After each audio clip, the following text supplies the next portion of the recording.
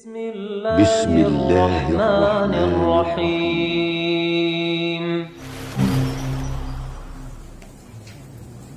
بسم الله الرحمن الرحيم.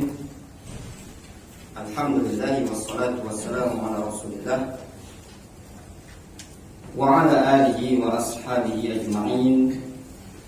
أما بعد. Ayo ikhwah rahimani wa rahimakumullah jami'an. Di hadapan kita semua atau di sebagian antum memegang sebuah buku tipis, judulnya Ar-Rakaiz Al-Ashar fi Tahsil Al-Ilm atau di Tahsil Al-Ilmi. Ar-Rakaiz itu jamak dari Rakizah, hanya sesuatu yang mendasar, yang pokok.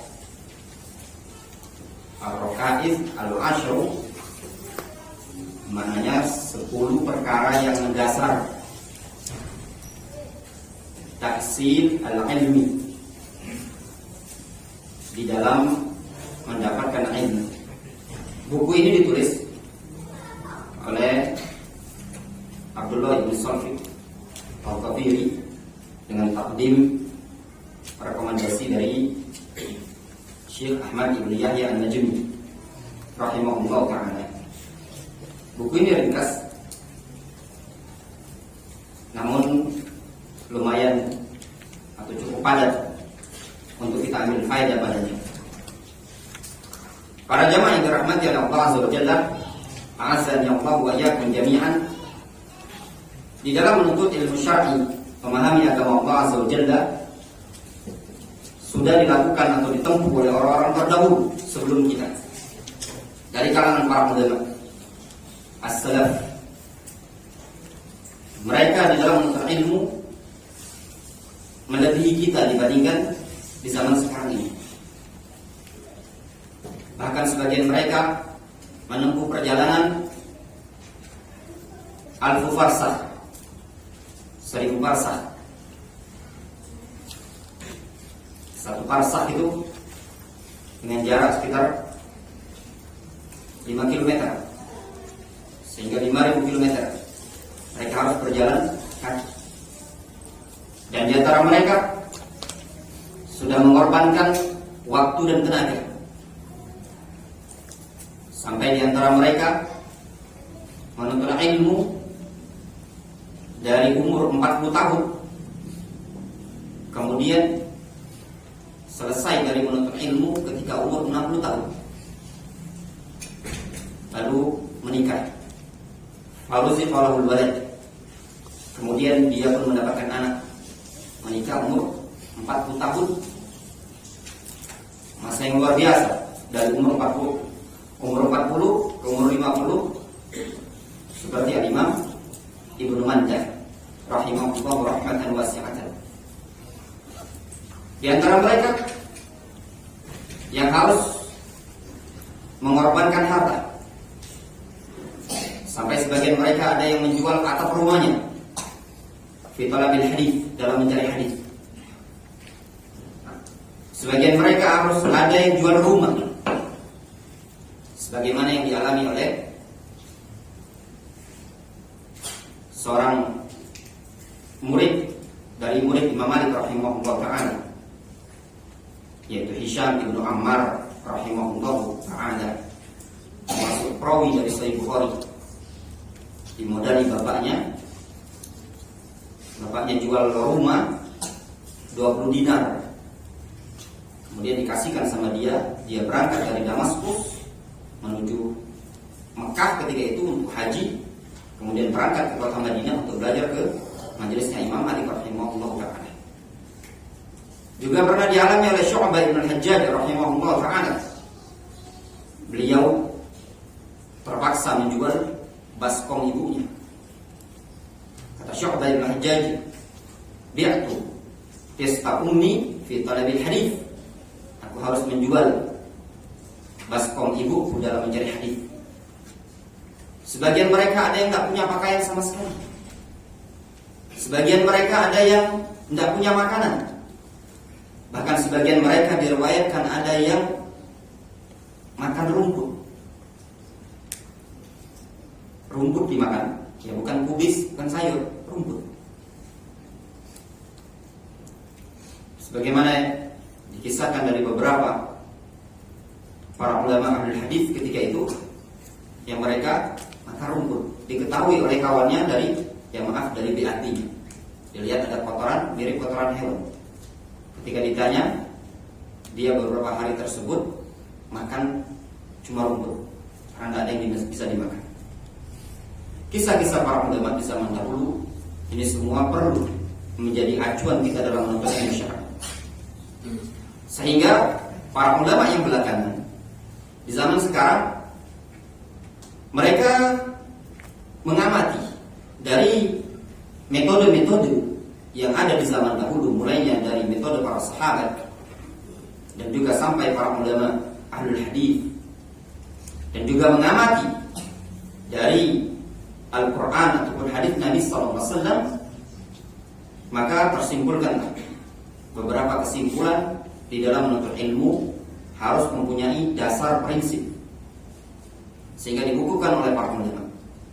Di antara dasar yang muncul dari Imam Asy-Syafi'i, suatu ucapan yang ma'ruf dari beliau. Apa kata Imam Asy-Syafi'i? Akhi, lan tanala al-ilma illa bi sittatin. Sa'unbika an tafsiriha bi bayanin. Zakatun wa hirsun wa ijtihadun wa bulghatun wa suhbat ustadin wa tulu zamanin. Yang dinukilkan dari Imam Asy-Syafi'i rahimahullah ta'ala, beliau pernah mengatakan, akhi, lan tanala al-ilma illa bi sittatin. Engkau tidak akan bisa mendapatkan ilmu kecuali dengan 6 perkara. Apa kata Imam Asy-Syafi'i? Aku akan jelaskan rincian 6 perkara tersebut. Zakatun, kecerdasan. Wa hirsun, semangat. Wa ijtihadun, kesungguh-sungguhan. Wa bulghatun, bekal, modal. Wa suhbatu ustadin, bersama seorang guru. Mulazamatus syekh, bersama seorang guru. Wa tuluz zaman, panjang masa waktunya, tidak sebentar. Dari pengembangan 6 perkara yang disebutkan oleh Imam Asy-Syafi'i tersebut, dikembangkan oleh penulis buku ini, yaitu Abdullah bin Salfit, menjadi beberapa poin, dikembangkan menjadi 10. Kata Syekh Abdullah bin Salfit Al-Ghafiri, beliau menyatakan di muqaddimah pada halaman yang ke-7, Bismillahirrahmanirrahim. Alhamdulillahirabbil alamin, wassalatu wassalamu ala Rasulillah. Amma ba'd. Fahadi kalimatun yasiratun fi bayanil ususi al-muhimmati allati yahtajuha as-salik maslaka talabil ilmi. Fahadi kalimatun yasiratun. Ini adalah penjelasan yang ringkas, kalimat yang ringkas di dalam menjelaskan al-usus, pondasi-pondasi, dasar-dasar al-muhimmah, dasar-dasar yang penting, allati yahtaju as-salik maslaka talabil ilmi, yang dibutuhkan oleh orang yang menempuh jalan menuntut ilmu. Usi wa udzakiru biha nafsi wa ikhwani. Aku wasiatkan dan aku ingatkan diriku serta saudara-saudaraku dari kalangan para penuntut ilmu dengan pondasi-pondasi ini tadi. Fa inna man rama talabil ilmi wa arada tahsilahu fala budda lahu min raka'is wa usus asyar. Dikarenakan barang siapa yang ingin mencari ilmu, ingin menuntut ilmu, wa arada tahsilahu, dan dia juga ingin menuai hasilnya, mendapatkan hasilnya, fala budda lahu min raka'is wa usus asyar. Maka harus ada pada dia poin-poin penting, poin-poin dasar yang 10 tersebut. Barulah disebutkan di buku ini. Poin yang pertama, mudah-mudahan buku yang singkat ini, ya, kalau bisa selesai, kalau 1 kali pertemuan mungkin tidak bisa. Mudah-mudahan 2 kali, tidak bisa 2 kali ya 3 kali pertemuan. Yang pertama, dalam menuntut ilmu, camkan baik-baik ketika kita keluar rumah, ketika mendidik anak kita untuk belajar agama Allah Subhanahu wa taala. Yang pertama ditanamkan al-isti'anatu billah, meminta pertolongan kepada Allah. Dalam menuntut ilmu, kita harus butuh pertolongan dari Allah Azza wa Jalla. Tidak bisa kita mengandalkan kecerdasan yang ada pada kita. Fal mar'u dha'ifun. Seorang insan, al-mar'u, seorang insan dha'if, adalah orang yang lemah. Ya. Manusia diciptakan dengan penuh kebodohan, penuh dengan kelemahan. Al-aslu fil insani al-jahalah. Kata Syekhul Islam Ibnu Taimiyah, hukum asal manusia itu diciptakan dengan penuh, tabiat dasar adalah penuh kebodohan. Wa kana al-insanu zaluman jahulan.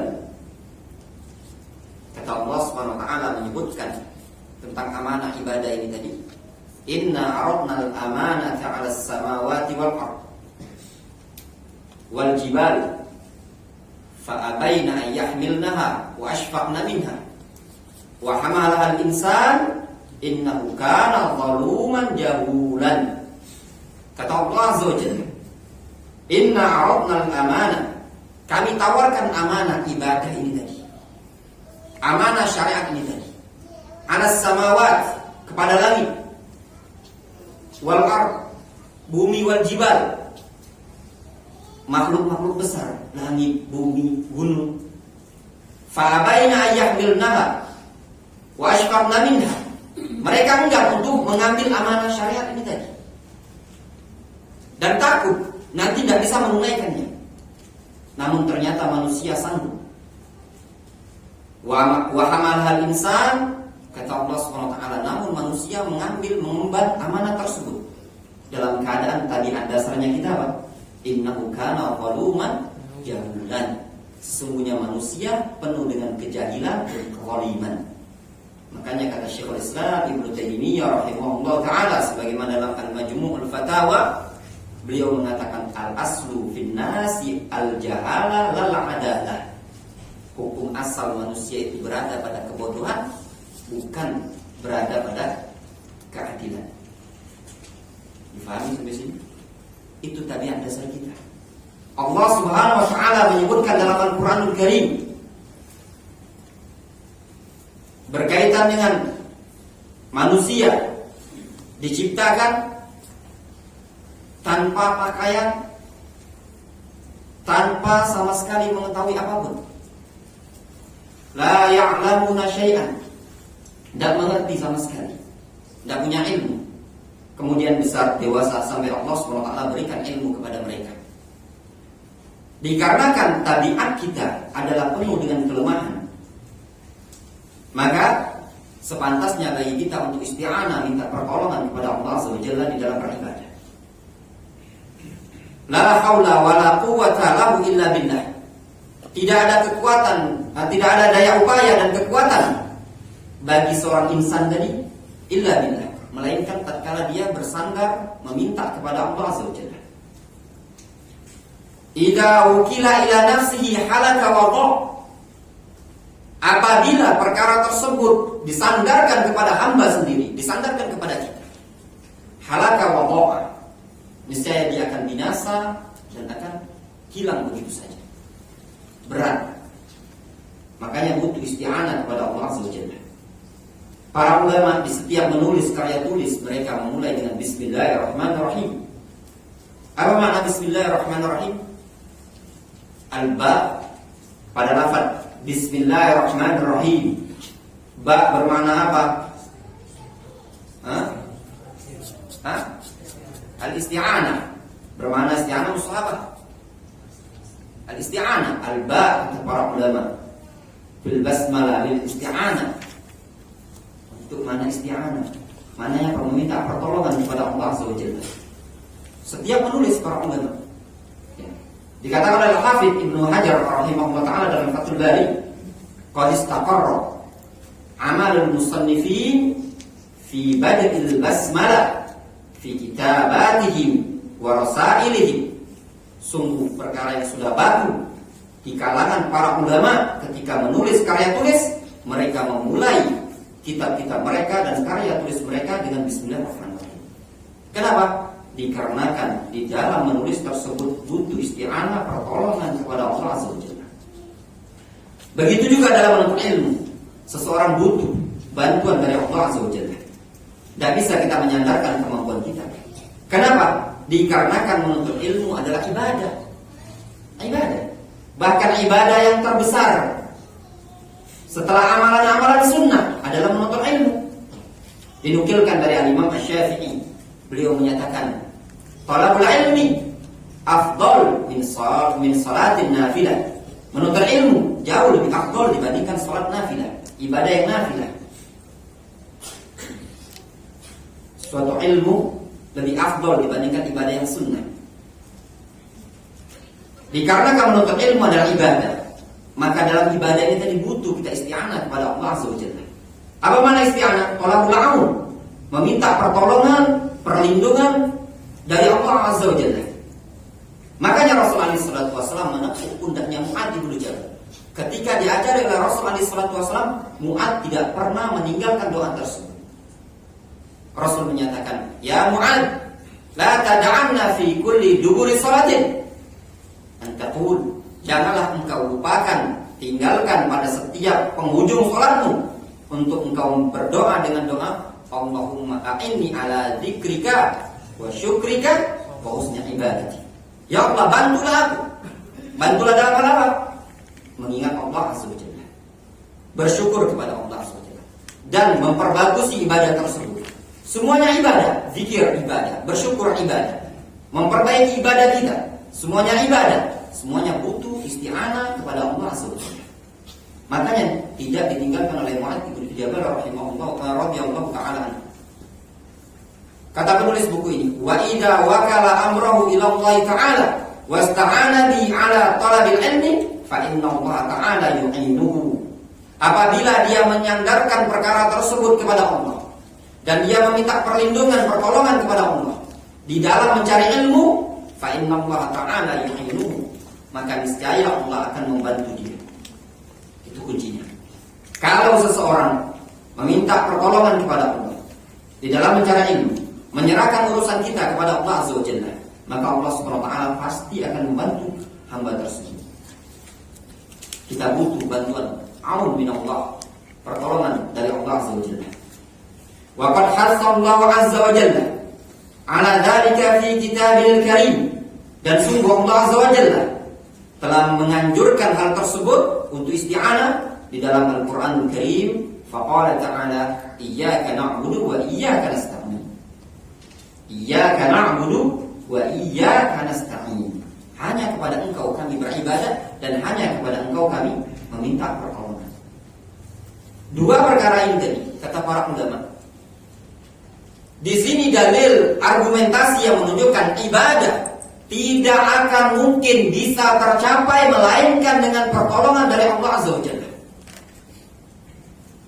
Makanya Imam Ibnu Qayyim rahimahullah ta'ala menyebutkan ketika ayat ini, kata Imam Ibnu Qayyim, ayat ini merupakan obat untuk mematahkan sifat riya dan sifat ujub pada seorang insan. Orang yang riya di dalam menuntut ilmu, di dalam mendakwakan ilmu, di dalam mengamalkan ilmu, itu semua didasari dikarenakan dia tidak merealisasikan iyyaka na'budu, hanya kepada Engkau kami beribadah. Orang yang sombong, ujub itu dia merasa punya kemampuan lebih hebat dibanding orang lain. Itu namanya ujub. Annahu yara nafsahu a'la wa 'azam min ghairihi. Dia memandang dirinya itu lebih agung, lebih mulia dibandingkan orang lain. Ini didasarkan apa? Didasarkan karena dia belum merealisasikan iyyaka nasta'in. Hanya kepada Engkau kami minta pertolongan. Kalau bukan dari Allah Azza wa Jalla, tidak mungkin dia bisa menuntut ilmu. Kalau bukan pertolongan Allah, tidak mungkin kita bisa majlis seperti ini tadi. Sebagaimana bait syair yang dinukilkan, disebutkan dalam Sahih Bukhari, mereka para sahabat melantunkan bait syair, la Allah mahtadaina wala shallaina wala tasaddaqna. Kalau bukan Allah, niscaya kita tidak mungkin bisa sholat, kalau tidak mungkin bisa bersedekah, tidak mungkin bisa puasa. Kalau bukan pertolongan dari Allah Azza wa Jalla. Walaula fadlullahi 'alaikum wa rahmatuhu lakuntum minal khasirin. Kata Allah Azza wa Jalla, kalau bukan keutamaan dan rahmat dari Allah Azza wa Jalla, lakuntum minal khasirin, niscaya kalian akan termasuk orang-orang yang merugi. Pertanyaan, iyyaka na'budu wa iyyaka nasta'in. Apa kedudukannya iyyaka na'budu pada lafaz iyyaka yang sudah belajar bahasa Arab? Jangan antum lah.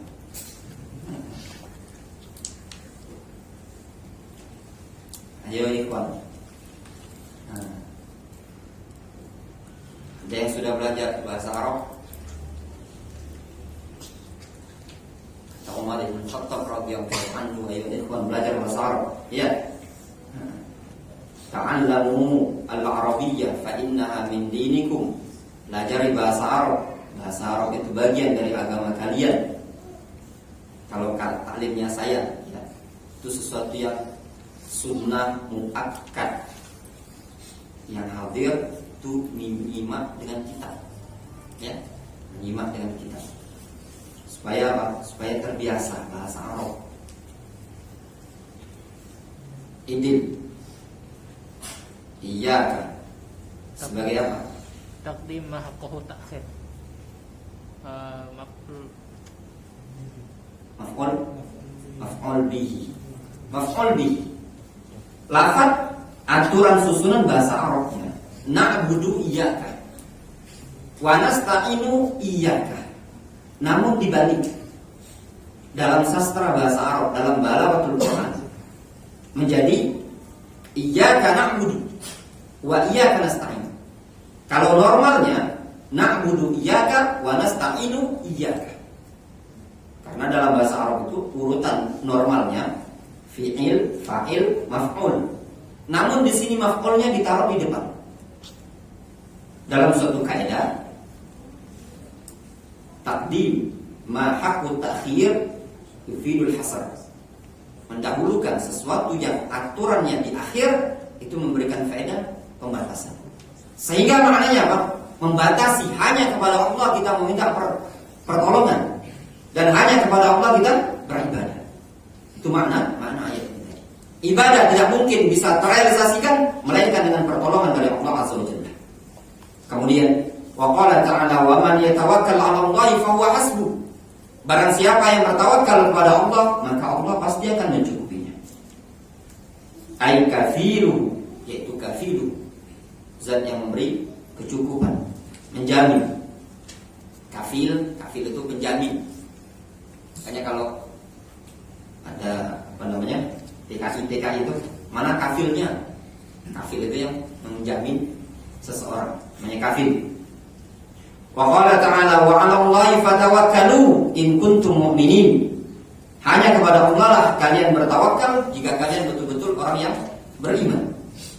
Wa yaqulu an-nabiyyu sallallahu alaihi wasallam, dan Nabi sallallahu alaihi wasallam bersabda, "Lau annakum tawakkaluna 'ala Allahi haqqa tawakkulihi, la razaqakum kama yarzuqut tayr taghdu khimasan wa taruhu bitanan."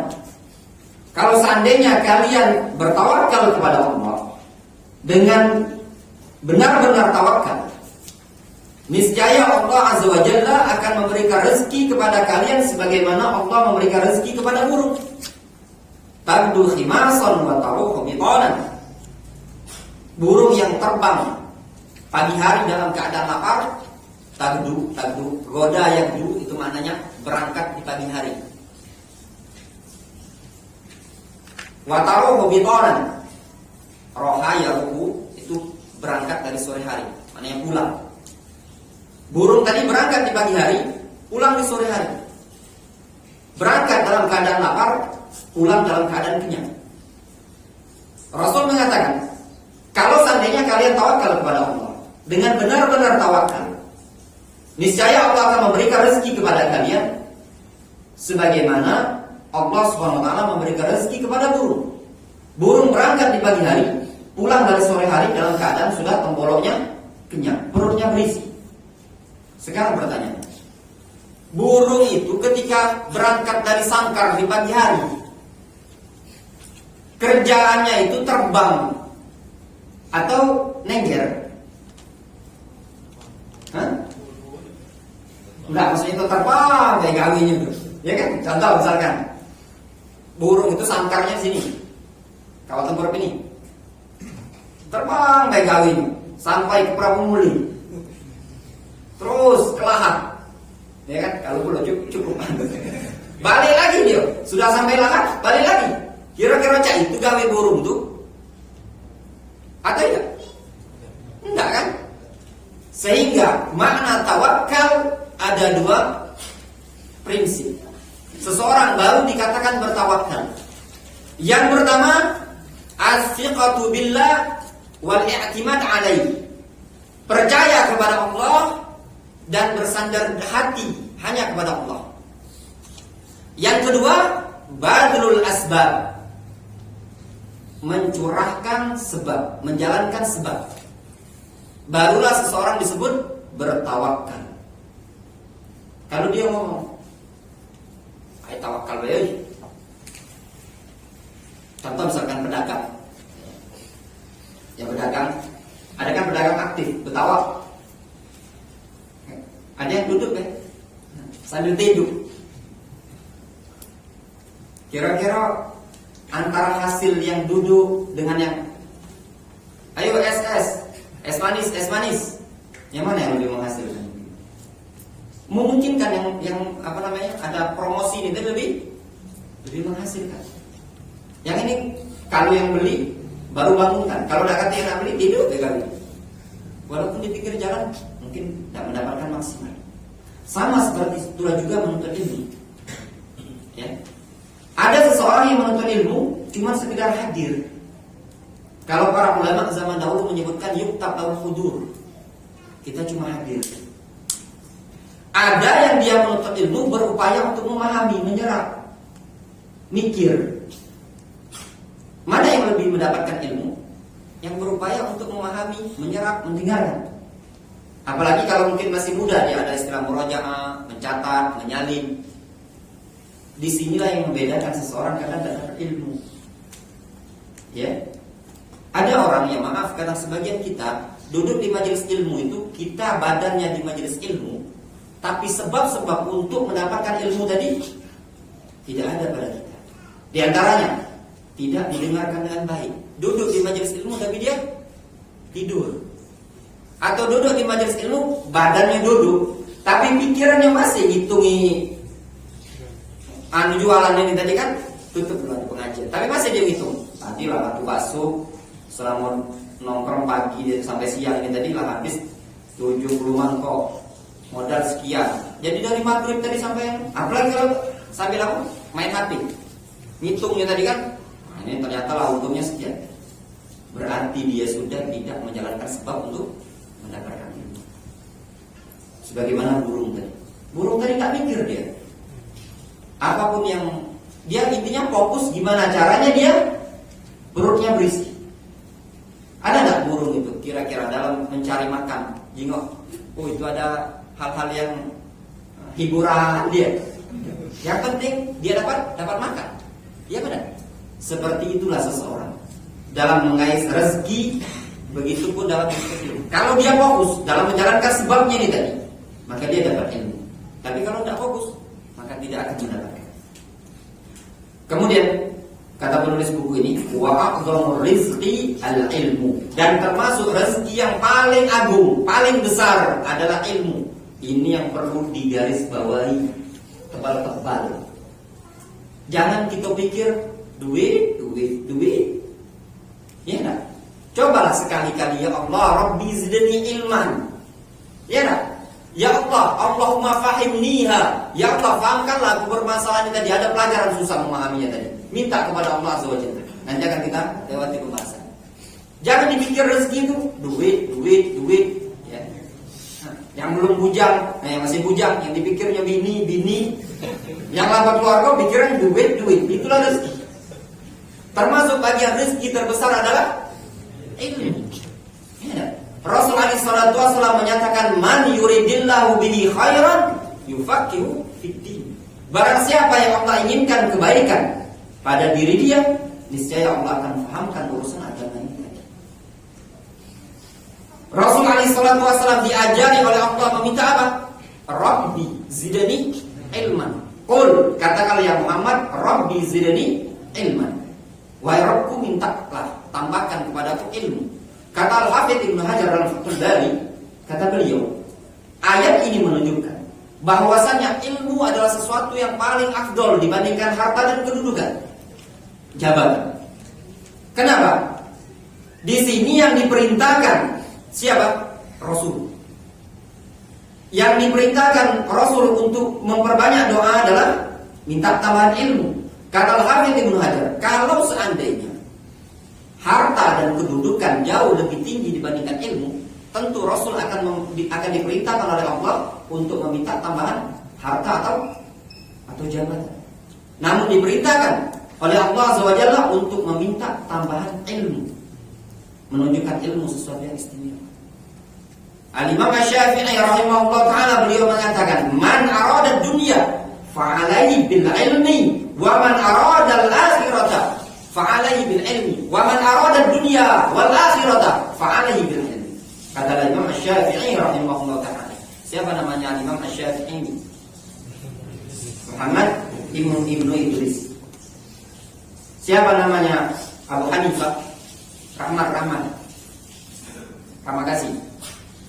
Siapa namanya Abu Hanifah? Talibul ilmi harus kenal nama-nama imam besar. Jangan kenal nama-nama artis.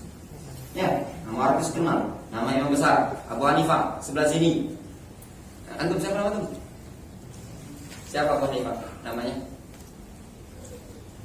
Al-Imam Abu Hanifah. Tadi Imam Syafi'i namanya Muhammad ibnu Idris. Silakan dicatat, Muhammad bin Idris. Abu Hanifah namanya siapa dia? Nu'man bin Thabit. An-Nu'man ibnu Thabit. An-Nu'man ibnu Thabit Abu Hanifah. Ya. Kita biasakan untuk mengingat namanya maklumat mahfuzat. Al-Imam Malik namanya siapa? Dari sini. Adi.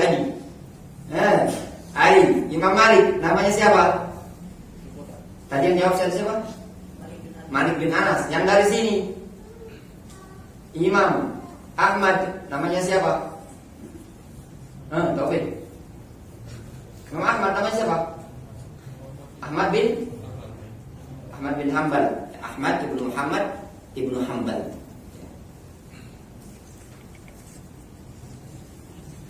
Diingat ya nama-nama ulama.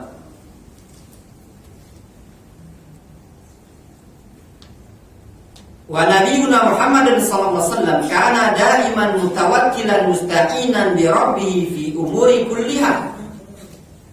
Dan Nabi kita Muhammad sallallahu alaihi wasallam kana daiman mutawakkilan. Beliau senantiasa bertawakal, mustaqinan bi rabbih, meminta pertolongan kepada Allah Azza wa Jalla pada seluruh urusan beliau. Wa fi du'ail khuruj ats-tsabit 'anil Nabi sallallahu alaihi wasallam dalalatun 'ala dzalik. Dan pada doa ketika keluar rumah yang telah sabit, telah sahih dari Nabi SAW merupakan dalil atas hal yang demikian itu. Haitsu kana yaqul, yaitu ketika itu Rasul SAW mengatakan, Bismillah tawakkaltu 'ala Allah wala haula wala quwwata illa billah. Bismillah, dengan memohon nama Allah Azza wa Jalla. Beliau meminta perlindungan dengan menyebut nama Allah Azza wa Jalla. Tawakkaltu 'ala Allah, aku bertawakal kepada Allah. Wala haula wala quwwata illa billah. Tidak ada daya upaya, tidak ada kekuatan melainkan milik Allah Azza wa Jalla. Ini yang harus kita tanamkan. Kita meminta pertolongan kepada Allah Azza wa Jalla. Jangan merasa sombong dengan apa yang telah kita perbuat ketika menuntut ilmu, ketika kita beramal, ataupun ketika kita berdakwah. Ya. Asy-Syaikh Muqbil rahimahullah ta'ala, beliau ketika ditanya tentang kondisi dakwah beliau yang ada di Yaman ketika itu, Yaman Utara Syiah Rafidhah, Zaidiyah. Yaman Selatan Sufiyah, komunis, tahun 79-78. Beliau seorang diri, pulang dari Jamiah Islamiyah dari Madinah berdakwah seorang diri. Sampai tersebarlah dakwah sunnah di negeri Yaman melalui perantara beliau sendiri. Yang kata para ulama seperti Syekh Sulaiman Ar-Ruhaili, dakwah Syekh Muqbil belum ada orang yang bisa mencapai seperti Syekh Muqbil di negeri Yaman melainkan Syekh Muqbil. Sebelumnya belum ada. Syaukani, San'ani, ulama-ulama besar negeri Yaman sebelumnya, sezaman dengan Syekh Muhammad bin Abdul Wahab, namun belum bisa mencapai menyebarkan sunnah di negeri Yaman seperti Syekh Muqbil. Ketika beliau ditanya tentang dakwah yang tersebar, apa kata beliau? Ini semua terjadi la bihaulina wala biquwwatina wala bisyaja'atina wala biilmina wala bifasahatina walakin bi syai'in mimma aradallahu ta'ala. Ini semua terjadi bukan dengan daya upaya kita, kekuatan kita, keberanian kita, kefasihan kita, dan bukan juga dikarenakan ilmu yang kita miliki, namun ini semua terjadi dengan kehendak dari Allah SWT. Bukan seperti kita, kalau kita baru udah bisa buat pondok pesantren, ya, karena kita udah merasa bangga. Kalau bukan saya, kalau bukan kami, kalau bukan begini, kita lupa dengan Allah Azza wa Jalla yang telah membantu kita di dalam hal tersebut. Wallahu ta'ala a'lam. Sudah ada isya, jadi kita lanjutkan setelah salat isya. Bismillahirrahmanirrahim. Alhamdulillah wassalatu wassalamu ala Rasulillah wa ala alihi wa ashabihi ajma'in. Amma ba'd. Kita lanjutkan poin yang kedua. Husnul niyyah, bagusnya niat dalam mencari ilmu.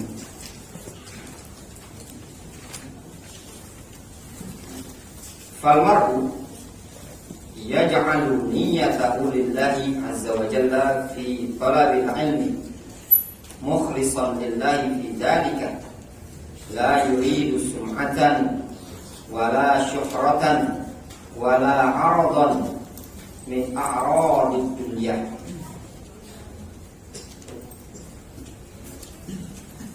Seseorang insan, seorang manusia, hendaknya dia menjadikan niatnya lillahi azza wa jalla, adalah karena Allah azza wa jalla, fi talabil ilmi, dalam mencari ilmu, mukhlishan lillahi bidzalika, dengan mengikhlaskan hal tersebut untuk Allah azza wa jalla. La yuridu sum'atan, dia tidak menginginkan sum'ah, pengen didengar, pengen diakui kalau dia ini seorang penuntut ilmu. Wala syuhratan, tidak juga menginginkan syuhrah, popularitas, ketenaran. Wala aradan min a'radid dunya, serta dia tidak juga menginginkan bagian dari bagian dunia.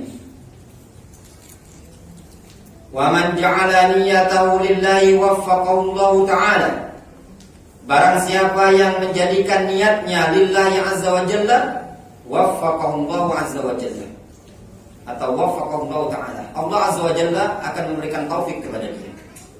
Itu kunci utama dalam menuntut ilmu.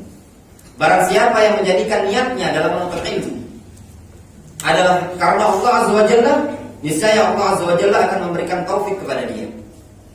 Wa asabahu ala dzalik, serta Allah azza wa jalla akan memberikan pahala atas niat dia tersebut. Li'anna al-ilma ibadatun, dikarenakan ilmu adalah ibadah. Bal min a'dhamiha, bahkan ilmu adalah termasuk ibadah yang paling agung. Wal amalu la yakunu al-'abdu mutaban 'alaihi illa idza kana khalisan lillahi ta'ala. Dan suatu amalan Tidaklah seorang hamba diberi pahala musaban ali, diberi pahala atas amalan tadi, illa idza kana khalisan lillahi azza wajalla, melainkan tatkala dia khalisan, mengikhlaskan amalan tadi karena Allah azza wajalla, muttabi'an fihi li Rasul sallallahu alaihi wasallam. Yang kedua, tatkala dia muttabi'an, mengikuti Rasul sallallahu alaihi wasallam pada amalan tadi. Wa Allah azza wa jalla yaqul, Allah azza wa jalla berfirman, innallaha ma'al ladzina taqaw wal ladzina hum muhsinun. Sesungguhnya Allah bersama orang-orang yang bertakwa dan orang-orang yang mereka berbuat baik. Wa 'azamut taqwa ikhlasun niyyah lillahi azza wa jalla. Dan ketakwaan yang paling agung adalah mengikhlaskan niat untuk Allah azza wa jalla. Fal murai wal murai fi talabil ilmi fadlan an khasarati fid dunya fa innahu mu'aqabun fil akhirati. Al murai, orang yang riya, namanya murai, bahasa Arabnya al murai, orang yang riya fi talabil ilmi, di dalam mencari ilmu, fadlan an khasarati fid dunya fa innahu mu'aqabun fil akhirati. Terlebih lagi dia akan dihukum dengan kerugian di dunia, maka sesungguhnya dia juga akan dihukum di akhirat. Di dunia dia mendapatkan kerugian, di akhirat dia tetap akan mendapatkan azab dari Allah SWT. Iqab. Kama ja'a fi salasati alladziina yushabuna ala wujuhihim fin nar. Sebagaimana telah datang riwayat yang menyebutkan 3 orang yang mereka ditarik di wajah-wajah mereka di dalam neraka, diseret, ya, yushabun itu diseret. Ala wujuhim, di atas wajah mereka, tergambar ya, orang mengkuruk kan? Mengkuruk. Nah, ditarik, wajahnya di tanah, dibawa ke neraka. Wa minhum, kata penulis buku ini, wa minhum rajulun talabal ilma liyuqal alim wa faqih. Dan di antara 3 orang tersebut adalah seseorang yang ingin dinyatakan atau ingin mendapatkan gelar alim tatkala menuntut ilmu. Seseorang yang tatkala dia menuntut ilmu, dia cuma ingin mencari gelar supaya dikatakan alim, supaya dapat gelar ustaz, kiai, faqih, dan gelar tersebut dia dapatkan di dunia. Bukan dia menuntut ilmu untuk mengharapkan wajah Allah. Seseorang yang ikhlas dalam menuntut ilmu, dinyatakan para ulama tatkala dia niatkan raf'ul jahli wa an ghairihi, dia niatkan untuk mengangkat kebodohan yang ada pada dirinya dan mengangkat kebodohan yang ada pada orang lain. Perkara ikhlas dalam menuntut ilmu perkara yang berat para jamaah yang dirahmati oleh Allah SWT. Sampai-sampai dinukilkan dari Al-Imam Hisham Ad-Dastawai rahimahullah ta'ala, sebagaimana disebutkan oleh Imam Az-Zahabi dalam kitab Siyar A'lamin Nubala. Hisham Ad-Dastawai pernah mengatakan, wallahi ma astati' an aqul inni dhahabtu yawman qattu atlubul hadith uridu bihi wajha Allah azza wa jalla. Hisham Ad-Dastawai, salah seorang perawi ahlul hadith, perawi Sahih Bukhari. Ya, Hisham Ad-Dastawai, beliau menyatakan, wallahi ma astati'an aqul, aku tidak mampu, tidak berani untuk mengatakan anni dhahabtu yauman qattu atlub al-hadith uridu bihi wajha Allah azza wa jalla. Aku tidak mampu, tidak bisa mengatakan kalau aku menuntut ilmu mencari hadis dalam rangka mengharapkan wajah Allah azza wa jalla. Beliau tidak berani merekomendasi diri sendiri. Terkadang seseorang berangkat menghadiri majelis ilmu dikarenakan sebabnya apa? Diajak teman. Terkadang karena tugas panitia, ya nah, tukang bawa kamera, tukang bawa apa? Tiangnya, tripod, tukang segala macam. Ya nah, berat. Al-Imam Az-Zahabi dalam Syiar A'lamin Nubala ketika mengomentari ucapan Hisham Ad-Dastawai, wa wallahi wala ana. Sungguh demikian juga demi Allah tidak pula aku bisa menjamin merekomendasi kalau aku menuntut ilmu dalam rangka mengharapkan wajah Allah.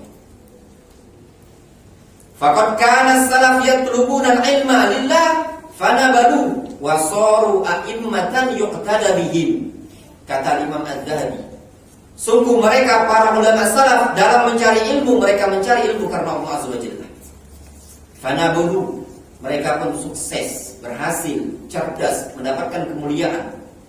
Wa saru a'immatan yuqtada bihim, sehingga mereka menjadi para ulama yang menjadi panutan, menjadi contoh. Wa talabahu qaumun minhum fahasabu anfusahum.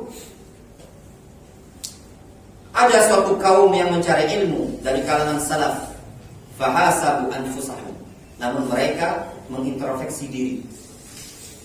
Dulu ada sebagian mereka para ulama salaf, mereka bukan mencari ilmu dikarenakan Allah. Ya, dinukilkan dari sebagian salaf, mereka mengatakan talabna al-ilma li ghairillah fa aba an yakuna illa lillah. Kami dulu mencari ilmu bukan karena Allah, namun ternyata ilmu tersebut enggak, melainkan mengarahkan kami hanya untuk Allah Azza wa Jalla. Mananya ilmu tersebut yang dicari bukan karena Allah, namun mengarahkan mereka untuk ikhlas kepada Allah Azza wa Jalla. Itu ilmu yang luar biasa. Apa maknanya? Ini ucapan dinukilkan dari Sufyan Ats-Tsauri dan yang lainnya. Apa maknanya mereka mencari ilmu bukan karena Allah? Kata Imam Az-Zahabi rahimahullah ta'ala, ay talabuhu bila niyatin diniyatin wala dunyawiyah bal mahabbatan lil ilmi. Kata Imam Az-Zahabi, mereka para ulama salaf seperti Sufyan Ats-Tsauri dan yang lainnya mencari ilmu bukan karena Allah, yaitu mereka mencari ilmu tersebut bukan karena niatan dunia, bukan juga karena urusan agama, namun dikarenakan mereka cinta terhadap ilmu, semata-mata cinta. Hal tersebut belum dikatakan lillahi ta'ala, karena pengaruh zaman dahulu, perkara yang sudah lumrah mencari hadis, cinta dengan hadis Nabi SAW. Namun mereka mencarinya bukan karena Allah Azza wa Jalla, bukan dalam rangka untuk beribadah kepada Allah, namun mereka cinta terhadap hadis ini tadi. Namun ternyata kecintaan mereka tadi, ilmu yang mereka dapatkan bisa merubah niat mereka untuk ikhlas. Kata Imam Az-Zahabi rahimahullah ta'ala, fajarrahum al-ilmu ila al-ikhlas bi azna'it tariq kama qala Mujahid wa ghairuhu. Sehingga ilmu tersebut menarik mereka menuju kepada keikhlasan di tengah-tengah jalan mencari ilmu. Sebagaimana yang diucapkan oleh Mujahid dan yang selain beliau, talabna hadzal ilma wa ma lana fi kabiru niyatin tsumma razaqallahu an-niyya ba'du. Kami mencari ilmu, tidak ada pada kami awalnya niat, kemudian di tengah jalan barulah Allah berikan rezeki kepada kami berupa niat yang ikhlas. Dan juga dinukilkan dari banyak para ulama salaf, awal-awal mereka bukan ikhlas. Dan dulu kita juga sama seperti itu ya. Kadang awal-awal nuntut ilmu, ada yang awal-awal nuntut ilmu karena dipaksa sama bapaknya. Bapaknya udah kenal pengajian, ikut kajian. Aku yang begawi di rumah, melok, lama-lama Allah SWT berikan ikhlas. Ada yang ikut kawan, terpengaruh dengan teman, lama-lama Allah SWT berikan hidayah kepada dia. Berbagai macam. Itulah yang namanya ilmu yang bisa merubah seseorang, ilmu syar'i. Perkara ikhlas para jamaah yang dirahmati oleh Allah SWT, perkara yang sangat penting dalam menuntut ilmu. Makanya bagi kita orang tua, anak ketika belajar jangan diiming-imingi dengan kepopuleritasan, ketenaran. Nanti kalau kamu belajar, ya, jadi ustaz, jadi terkenal, jadi dai. Tanamkan gimana caranya dia supaya ikhlas. Lihat, hadis disebutkan dalam riwayat Muslim di taklik buku yang antum pegang. Dari Abu Hurairah radhiyallahu anhu, sami'tu Rasulullah sallallahu alaihi wasallam yaqul. Kata Abu Hurairah, aku mendengar Rasulullah sallallahu alaihi wasallam yaqul, bersabda, Inna awwalan nas yuqda yaumal qiyamah alaih. Sesungguhnya manusia yang pertama kali diputuskan oleh Allah Subhanahu wa taala nantinya ada beberapa golongan, 3 golongan. Di antaranya rajulun ustushhida fayati bihi fa'arafahu ni'amahu fa'arafaha. Seorang laki-laki yang disaksikan mati syahid. Orang-orang melihat dia mati syahid di medan perang. Fa'utiya bihi, dia pun didatangkan di hadapan Allah Azza wa Jalla. Fa'arafahu ni'amahu fa'arafaha. Lalu Allah mengenalkan, menampakkan kepada dia nikmat-nikmatnya tadi. Dia pun mengenalinya. Faqala, Allah Azza wa Jalla berkata kepada dia, "Fama 'amilta fiha?" Apa yang telah engkau kerjakan selama di dunia untuk mendapatkan nikmat seperti ini tadi? Qal, dia menjawab, "Qataltu fika hatta ustushhidtu." Aku berperang dikarenakan engkau ya Allah, sampai aku pun disaksikan sebagai mati syahid. Allah Azza wa Jalla mengatakan, "Kadzabta, engkau dusta. Walakinnaka qatalta liqal jari." Engkau dusta. Akan tetapi engkau berperang dikarenakan engkau ingin mendapatkan gelar jari pahlawan nasional. Kita perang ya. Sebab kalau kita perang, kalau kita mati, kita akan dikenal sama generasi bangsa sebagai pahlawan revolusi. Misalkan cuman mendapatkan gelar jari pemberani. Faqatil, gelar tersebut telah engkau dapatkan kata Allah SWT. Sudah, ketika dia wafat, dia mendapatkan gelar sebagai pendekar nomor 1. Tsumma umira bihi fasuhiba ala wajhi hatta ulqiya finnar. Kemudian diperintahkan malaikat untuk membawa dia pun ditarik di atas wajahnya sampai dia pun dilemparkan ke dalam neraka. Yang kedua, rajulun ta'allamal ilma wa 'allamahu. Seorang laki-laki ta'allamal ilma. Apa makna ta'allamal ilma? Belajar ilmu, mondok, nyantri, belajar di kampus. Wa 'allamahu, mengajarkannya, dai, ustaz, kiai. Wa qara'al Qur'an, dia membaca Al-Qur'an, bacaannya bagus, mengajarkan tahsin, jadi imam, luar biasa. Lomba musabaqah. Fa'utiyadi, dia pun didatangkan di hadapan Allah Azza wa Jalla. Fa'arrafahu ni'amahu fa'arrafaha, dikenalkan oleh Allah Subhanahu wa taala nikmat-nikmat, keutamaan menuntut ilmu, keutamaan berdakwah, keutamaan membaca Al-Qur'an, keutamaan mengajarkan Al-Qur'an. Dia pun mengenali nikmat tersebut.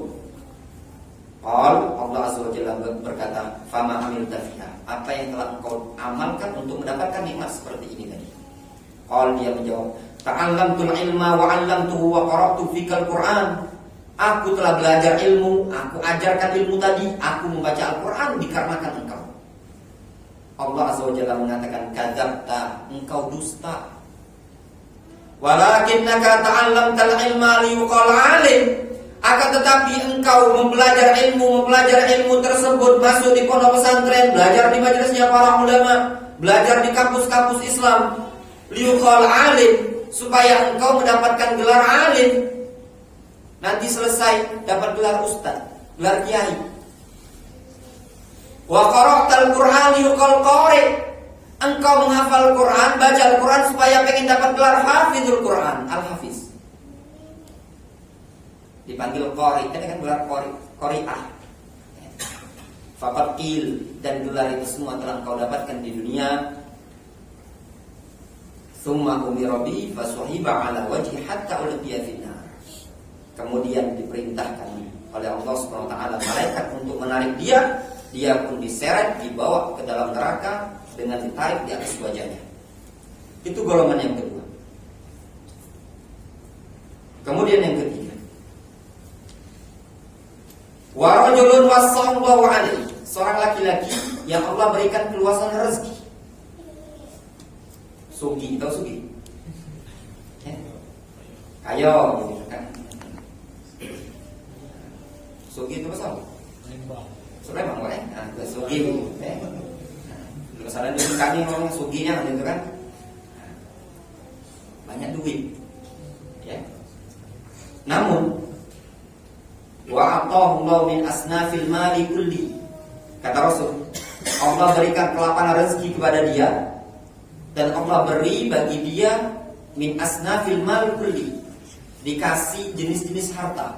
Saking banyaknya tadi, duit ada, tanah luas, asetnya tadi ya, ruko tadi sepanjang Sudirman, ya, banyak itu tadi.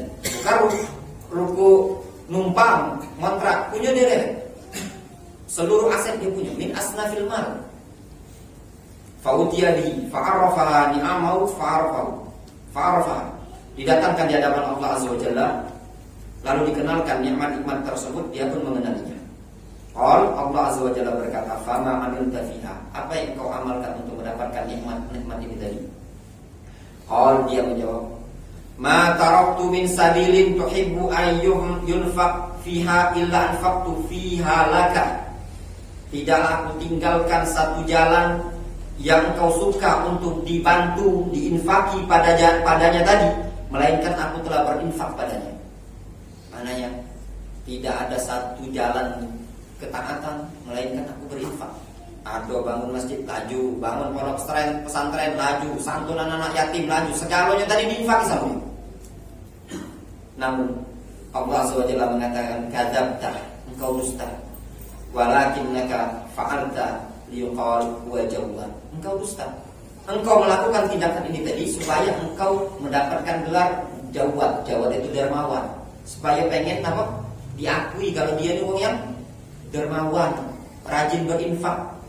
Faqad qil, dan gelar tersebut telah engkau dapatkan. Summa umira bihi fasuhiba ala wajhi. Kemudian diperintahkan malaikat untuk menarik dia, lalu dia pun diseret di atas wajahnya. Summa ulqiya finnar, kemudian dilemparkan ke dalam neraka. Perkara niat, perkara yang paling penting dalam menuntut ilmu, ya, mengikhlaskan niat. Seseorang akan bisa mengetahui al-haq, kebenaran, tatkala seseorang punya niat yang tulus. Oleh sebab itu Al-Imam Siddiq Hasan Khan rahimahullah ta'ala dalam kitab beliau Qatfus Thamar fi Bayani Aqidati Ahli Athar, pada bab yang terakhir beliau menyebutkan, "Innama ya'riful haqqa man jama'a khamsata awsafin. Al-awwal al-ikhlas was-sidq wal-fahm." Atau al-ikhlas wal-fahm wal-insaf. Wa rabi'uha wa huwa aktsaruha fuqdanan wa aqalluha wujudan al-hirs ala ma'rifatil haqq wa shiddatud da'wa ilaihi. Kata Siddiq Hasan Khan, sesungguhnya orang yang akan mengetahui perkara yang benar, al-haq, adalah orang yang bisa mengumpulkan pada dirinya 5 perkara. Yang pertama al-ikhlas, ada sifat ikhlas pada dia. Penting ikhlas dalam masalah niat. Yang kedua al-faham, pemahaman yang bagus. Yang ketiga insaf. Yang keempat al-harsu ala ma'rifatil haq, semangat untuk mengetahui kebenaran. Yang kelima syiddatud da'wa ilaihi, semangat kuat dalam mendakwakan kebenaran tersebut. Poin pertama tadi poin yang sangat penting dalam keikhlasan mencari ilmu. Tidak mengharapkan ketenaran, tidak mengharapkan kemasyhuran. Yang dia cari adalah ibadah kepada Allah Azza wa Jalla. Entah dia dikenal orang, tidak dikenal, yang penting dia ibadah kepada Allah Azza wa Jalla. Perkara yang berat. Bahkan sebagian para ulama di zaman dahulu, mereka mengatakan setiap kali riya itu aku potong, yanbut fi launin akhar, malah tumbuh pada warna yang baru. Ku potong lagi, tumbuh pada warna yang baru. Niat berubah-ubah dalam menuntut ilmu. Maka harus terus ditanamkan upaya untuk ikhlas.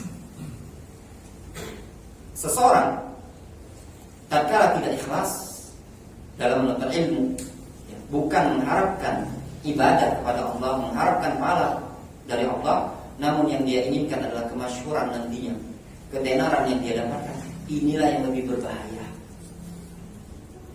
Rasul SAW menyebutkan dalam sebuah hadis, bagaimana hadis yang diriwayatkan oleh Imam Ahmad An-Nasa'i dari Ka'ab bin Malik Al-Ansari radhiyallahu anhu, disahihkan oleh Syekh Muqbil Ibnu Hadi Al-Wadi dalam kitab As-Sahih Musnad bima laysa fi sahihain. Kata Rasulullah SAW, "Madi bani ja'ian ursila fi ghanamin bi afsadalaha min hirsil mar'i 'alal mali wa syarafi lidini." Tidaklah 2 ekor serigala yang kelaparan, madzibani ja'ian, tidaklah 2 ekor serigala yang kelaparan kemudian dilepas kepada seekor kambing, biafsadalah, lebih berbahaya, lebih merusak dibandingkan ambisi seseorang dalam urusan harta dan urusan ketenaran, kedudukan dalam urusan agama. Yang dia inginkan adalah harta, atau yang dia inginkan sebenarnya dia bukan menginginkan harta, namun dia menginginkan popularitas, kemasyhuran, asyuhrah, ketenaran dalam urusan agama. Ingin menjadi orang nomor 1, yusyar ilaihi bil banan, supaya orang-orang tertuju pada dia. Niatan yang tidak bagus. Rasulullah SAW menyebutkan dalam sebuah hadis, inna akhwaf ma akhafu alaikum asyirkul asghar. Apa kata beliau? Atau inna akhwaf ma akhafu alaikum asyirku wasyahwatul khafiyah. Sesuatu perkara yang paling aku khawatirkan kepada kalian adalah syirik dan asyahwa al-khafiyah, syahwat yang tersembunyi samar. Al-Imam Abu Dawud As-Sijistani rahimahullah ta'ala, beliau mengatakan asyahwatul khafiyah hubbur riyasah. Syahwat yang tersamarkan adalah suka kepemimpinan, ketenaran, senang dengan kedudukan, pengen di nomor 1 kan. Ibnul Athir rahimahullah ta'ala menyatakan dalam kitab Al-Nihaya, apa namanya kitab itu yang kepala itu yang An-Nihaya fi Gharibil Hadis. Ketika Ibnu Athir menyebutkan makna hadis ini, kata Ibnu Athir, hubbu ittila'in nas alaihi. Makna syahwat khafiyah, senang orang-orang itu, dia ada kecintaan, ada kesenangan, orang itu tertuju pada dia, pengen dilihat oleh orang lain, supaya dia ini nampak. Ya sekarang ini ringkasnya pengen cari yang kemasyhuran lah dalam menuntut ilmu tadi. Gimana caranya mendongkrak dia menjadi terkenal, diakui. Ya ikhwan, dalam menuntut ilmu, ya dalam ilmu ini tadi, tidak perlu kita mengangkat diri kita sendiri. Allah Azza wa Jalla akan mengangkat. Allah Subhanahu wa ta'ala menyatakan dalam Al-Qur'anul Karim, wala tahinu wala tahzanu wa antumul a'launa in kuntum mu'minin. Wala tahinu, jangan kalian merasa rendah. Wala tahzanu, jangan merasa bersedih. Wa antumul a'launa, dan kalian akan menjadi tinggi posisinya in kuntum mu'minin, jika kalian betul-betul beriman. Tinggal bagaimana kita merealisasikan dalam menuntut ilmu tadi, iman kita bertambah dan nampak padanya amal. Tidak mengharapkan pujian, tidak mengharapkan syuhra, tidak mengharapkan jabatan dan yang lain, yang penting belajar. Ini yang perlu dipupuk. Tidak mengharapkan posisi ya maaf dunia. Jangan mengharap dari menuntut ilmu agama Allah mendapatkan profesi pekerjaan. Nampaknya kalau saya ini cari jadi ustaz, kayaknya kalau dagang lebih dipercaya, minjem duit lebih terpercaya. Ya, cari akhwat lebih cepat. Boleh. Ngutang jarang ada orang lagi kalau ustaz ngutang. Enggak juga, banyak juga ustaz ditagih. Kalau cari akhwat cepat, jarang ditolak. Enggak juga, banyak juga ustaz yang ditolak. Niat-niatannya enggak bagus. Ya kan? Dalam menuntut ilmu, orang-orang yang seperti ini, dia sendiri akan merugi. Lihat dalam hadis ini tadi, ya, dia dipanggil alim. Di dunia itu dia mendapatkan gelar alim. Hadis sahih dalam Sahih Muslim. Dia di dunia, kata Rasul, mendapatkan gelar apa? Yuqal alim faqad qil, dan dia dapatkan sanjungan umat manusia, mendapatkan gelar alim, mendapatkan gelar, kalau istilah kitanya ustaz, kiai, dia dapatkan di dunia. Namun dimasukkan dalam nerakanya Allah Azza wa Jalla. Alhamdulillah. Bagus kalau buat daurah, ya. Ustaz penghuni neraka. Ya. Di antaranya tadi, seseorang yang berdakwah ketika menuntut ilmu tidak ikhlas, dan juga berdakwah tidak ikhlas. Benar, khotib masuk neraka juga banyak. Rasul alaihi salatu wasallam ketika beliau mi'raj pada tingkatan pertama, langit pertama, Rasul alaihi salatu wasallam bertanya kepada Jibril ketika Rasul melihat para lelaki yang tuqrat alsinatuhum bihadid, yang lisan-lisan mereka dipotong dengan gunting. Kata Rasul, "Man haula'i ya Jibril?" Siapa mereka ya Jibril? Apa kata Rasul? Kata Jibril, "Haula'i khutaba'u ummatika." Mereka adalah khotib-khotib dari kalangan umatmu. Ada juga khotib masuk neraka. Ya. Jangan, istilahnya kalau jadi khotib itu nomor 1 masuk surga. Belum tentu, itu Rasul menyebutkan ada khotib yang masuk neraka. Kalau jadi ustaz itu masuk surga, belum tentu. Ini hadis menyebutkan ustaz masuk neraka. Zahir, semua orang melihat dia zahir, hati kan nggak tahu. Urusan dia dengan Allah Subhanahu wa Ta'ala. Siapa yang bisa menjamin hati kita orang yang ikhlas? Al-Imam Az-Zahabi, Hisham Ad-Dastawai tidak bisa menjamin mereka ikhlas dalam menuntut ilmu. Kalau mereka para ulama salaf tidak bisa menjamin, apalagi kita. Ya tak? Wala tuzakku anfusakum wa a'lamu biman ittaqa. Janganlah kalian merekomendasi diri kalian sendiri. Dia Allah Azza wa Jalla yang tahu di antara kalian siapa yang paling bertakwa. Ini paling penting dalam kita menuntut ilmu agama Allah Subhanahu wa Ta'ala. Dalam hadir di majelis ilmu ini tadi, kajian-kajian di Masjid Al-Jihad ini tadi, ya, niatkan ikhlas, melangkahkan kaki dari rumah tadi, niatkan untuk ibadah kepada Allah Subhanahu wa Ta'ala. Tidak mengharapkan ujian, tidak mengharapkan sanjungan dan yang lainnya. Tanamkan kepada anak kita ketika menuntut ilmu, biasakan untuk ikhlas. Ketika seseorang sudah terbiasa ikhlas, seluruh beban ini akan ringan. Tidak, bahkan mereka sebagian para ulama menyebutkan seseorang yang murojaah Al-Quran karena beban imam, itu menunjukkan tidak ikhlas. Kalau dia tidak imam, murojaah, ya kan? Murojaah terus, kenapa murojaah? Imam, ya kan? Itu yang jadi masalah. Berat masalah ikhlas itu tadi. Makanya kata diriwayatkan dari sebagian mereka mengatakan, gimana kata Sufyan Ibnu Uyainah? Ma'an najtu syai'an asyadda 'alayya minan niyah. Tidak ada sesuatu yang paling berat untuk aku obati bagi diriku melainkan niat. Diobati untuk ikhlas, besoklah muncul perasaan-perasaan. Perkara yang berat, ya, masalah ikhlas ini tadi. Makanya untuk memperbagus niat dalam menuntut ilmu sesuatu yang luar biasa. Bahkan Al-Imam Ahmad rahimahullah ta'ala, beliau berharap, kiranya kata beliau, saya berada di lereng kota Mekah, tidak ada seseorang yang mengenaliku. Li'anla u'raf, supaya aku tidak dikenal. Kenapa khawatir? Ketika beliau sudah menjadi tersohor, tenar ini tadi terkenal, ikhlas yang ada pada beliau hilang. Berbeda dengan kita. Di zaman sekarang, ya, kadang sengaja, ya, dongkrak, mau maksa-maksakan dongkrakkan supaya terkenal. Tidak usah. Kalau seseorang yang memang niatnya ikhlas, Allah SWT akan kenalkan.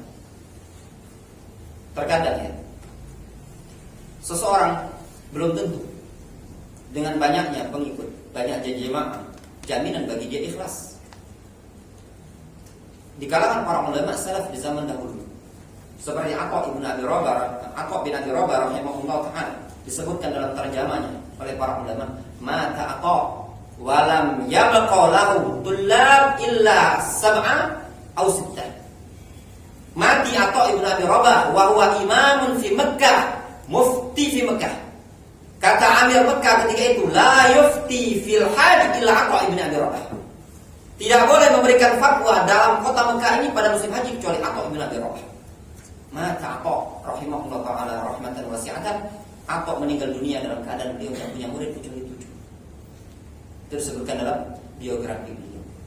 Imam besar. Al-Imam Al-Barbahari rahimahullah ta'ala, itu kenal semua. Mati dalam keadaan tidak ada yang menyolatinya kecuali satu orang sama malaikat. Ya, kemungkinan besar itu dianggap karomah, entah malaikat atau jin muslim. Intinya kawannya ketika itu Imam Al-Barbahari terasing, meninggal disolati sama kawannya. Kata kawannya tadi, saya merasakan di belakang ada yang ikut menyolati. Kata para ulama, bisa jadi malaikat, bisa jadi jin-jin dari kalangan yang muslim ikut menyolati Al-Imam Al-Barbahari rahimahullah ta'ala. Dalam hal ini tadi, kita tidak butuh, atau dakwah ini tidak butuh kepada kita. Allah SWT tidak butuh kepada kita. Kita yang butuh kepada dakwah. Kita yang butuh kepada Islam kepada Allah Azza wa Jalla. Kalaupun seandainya kita tidak ikhlas dalam menuntut ilmu, tidak ikhlas dalam berdakwah ini tadi, dakwah akan tetap ada, namun kita sendiri yang akan bermadarat. Madaratnya tadi bukan masalah di dunia, namun madaratnya nanti di akhirat, sebagaimana yang disebutkan dalam hadis ini. Oleh sebab itu penting bagi kita semua untuk melatih keikhlasan. Ya, tidak mengharapkan kemasyhuran, ketenaran. Tilkal jannatul lati tilkad darul akhiratu naj'aluha lil ladina la yuriduna 'uluwan fil ardi wala fasada wal 'aqibatu lil muttaqin. Kata Allah Azza wa Jalla, tilkad darul akhirah, itu negeri akhirat, naj'aluha lil ladina la yuriduna 'uluwan fil ardi wala fasada. Kami jadikan orang-orang yang kami peruntukkan untuk orang-orang la yuriduna 'uluwan, tidak menginginkan ketinggian di muka bumi, wala fasadan, tidak pula kerusakan. Wal aqibatu lil muttaqin, dan surga bagi orang-orang yang bertakwa. Ini poin yang kedua, penting sekali ya, untuk memperbaiki niat dalam menuntut ilmu, dalam menghadiri majelis ilmu, dalam kajian-kajian yang ada. Ketika keluar rumah, tanamkan niat kita ikhlas. Kalau dapat faedah, itu diniatkan untuk mengangkat kebodohan yang ada pada kita dan berikan faedah tersebut kepada orang lain.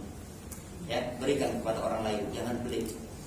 Dengan diajarkan mungkin satu atau dua orang, ataupun anak istri keluarga atau teman, tidak masalah.